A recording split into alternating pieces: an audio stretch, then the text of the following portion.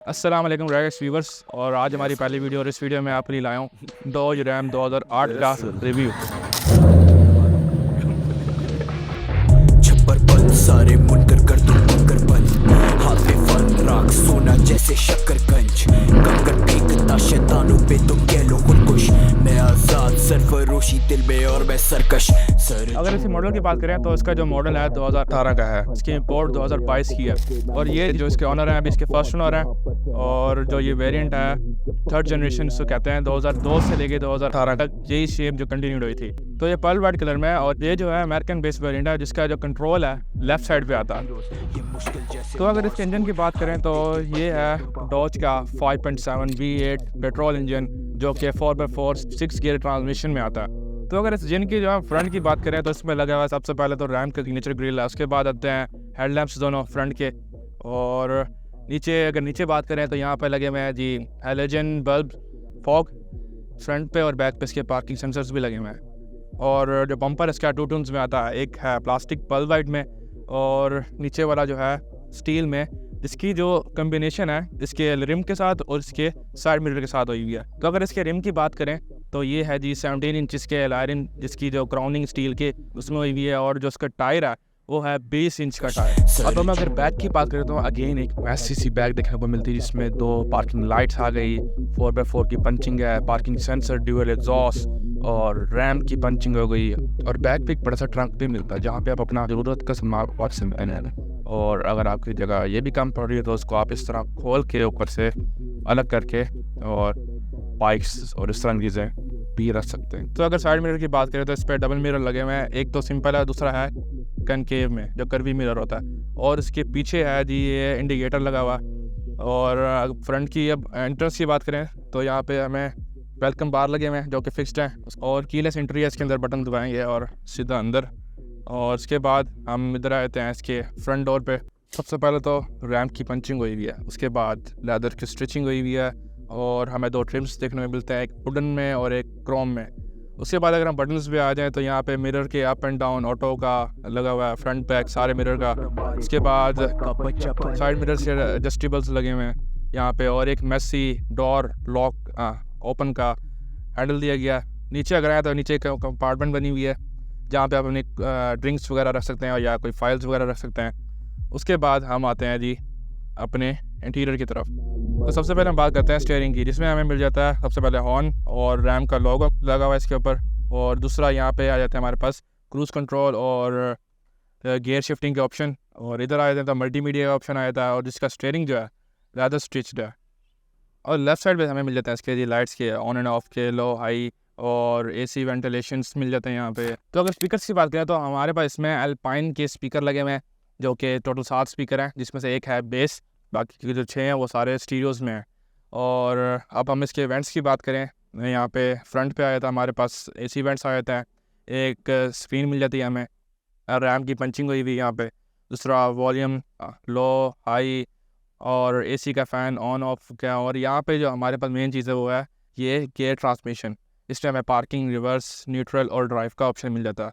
नीचे अगर बात करें तो नीचे इसके 4x4 के ऑप्शन लगे हुए हैं, लो हाई ड्राइव लॉक इस तरह के। और अब हम यहाँ पे स्पेसेस की बात करें तो यहाँ पे हमें फ्रंट पे एक मैसेज स्पेस मिल जाती है, यहाँ पे आप अपने मोबाइल को रख सकते हैं।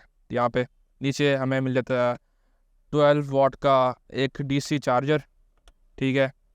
फ्रंट पे हमें मिल जाता है 150 वाट का AC चार्जर, यहाँ पे अपना लैपटॉप चार्ज कर सकते हैं या इस तरह की कुछ और चीज़ें।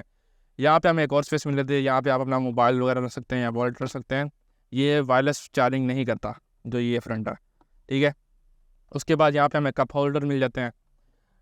यहाँ अगर हम साइड की बात करें तो यहाँ पे मिल जाता है एक तो रैम का लोगो जो कि लेदर में पंच हुआ हुआ सारा, और ये इसका हैंडल है, इसको खोलेंगे तो यहाँ पे हमें मिल जाती है थोड़ी स्पेस, बूट स्पेस, जहाँ पे आप अपनी और चीज़ें रख सकते हैं, फाइल्स वगैरह।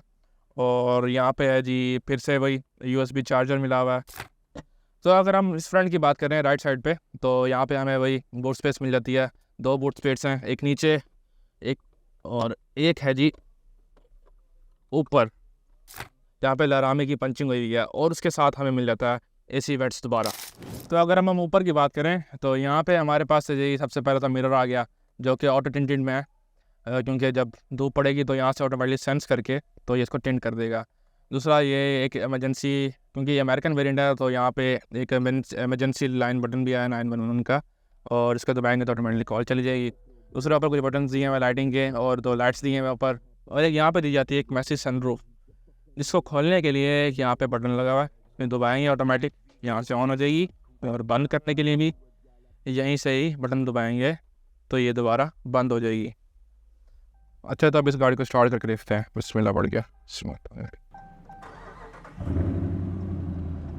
अब हम मीटर्स की बात करें तो यहाँ पे हमें एक तो फ्रंट पे स्क्रीन मिल जाती है जहाँ पे आप अपने गियर से चीज़ें सेलेक्ट कर सकते हैं, और यहाँ पे हमें एक स्पीडोमीटर मिल जाता है और एक RPM मिल जाता है, और ऊपर हमें मिल जाता है एक ऑयल का, और यहाँ पे बैटरी का ऑप्शन मिल गया, नीचे हीट की एडजस्टेबल्स मिल गई, और यहाँ पे आ गया जी फ्यूल की। और अब फ्यूल की बात कर ही रहता हूँ, इसकी जो एवरेज है वो है 1 लीटर पे 2 किलोमीटर, और ये है इसका जी पैडल एडजस्टेबल्स का बटन है। तो अगर सीट्स की बात करें तो ये है जी 6 वे एडजस्टेबल सीट्स हैं, 2 के मेमोरी सीट्स हैं, और इसके अंदर क्या हीट और वेंटिलेशन के ऑप्शंस भी हैं।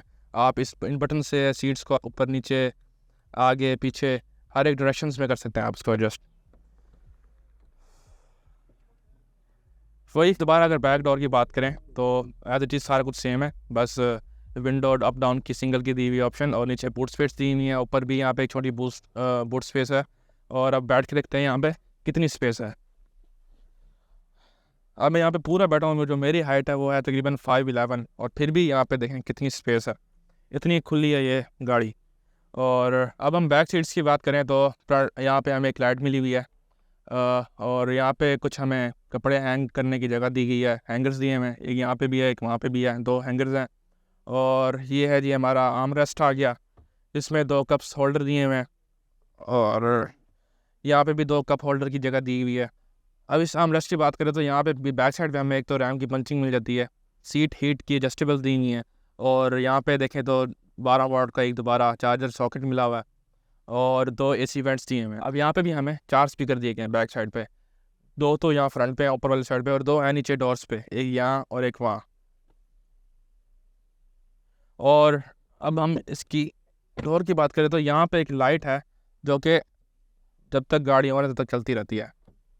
यहाँ हैंडल्स दिए गए हैं, और SRS के वो ये एयर बैग्स लगे हुए हैं, 6 एयर बैग्स हैं इसके अंदर, और बैक साइड पे यहाँ पे विंडो दी गई है जो कि आगे से ओपन होती है। और अब मैं आप लोगों को सुनाता हूँ 5.7 V8 इंजन का साउंड।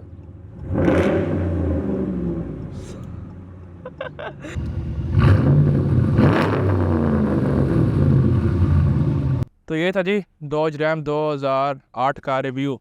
तो इस तरह की वीडियोस और देखने के लिए मेरे पेज रैग एक्स को फॉलो करें। शुक्रिया।